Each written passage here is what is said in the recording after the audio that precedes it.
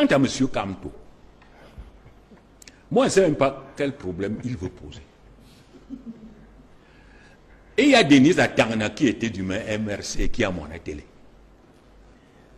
Même si Kamto a voulu le mettre en prison, ça a échoué pour des problèmes de sous. Denise Atangana a, je crois, 2 conseillers municipaux.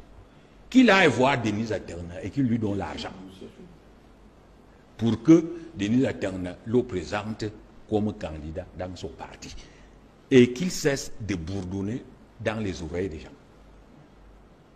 Parce que c'est encore amusant, mais ça risque de cesser d'être amusant.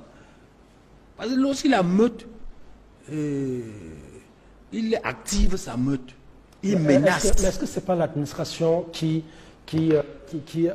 meute plutôt Dieudonné Somba?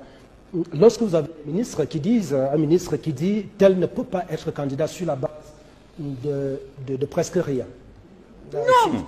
Au mépris même. C'est-à-dire, il ne revient pas au ministre de choisir le candidat.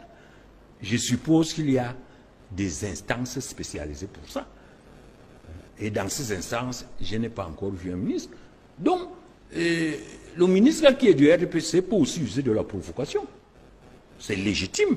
Du jeu politique. Oui, donc moi je pense que nous avons une loi.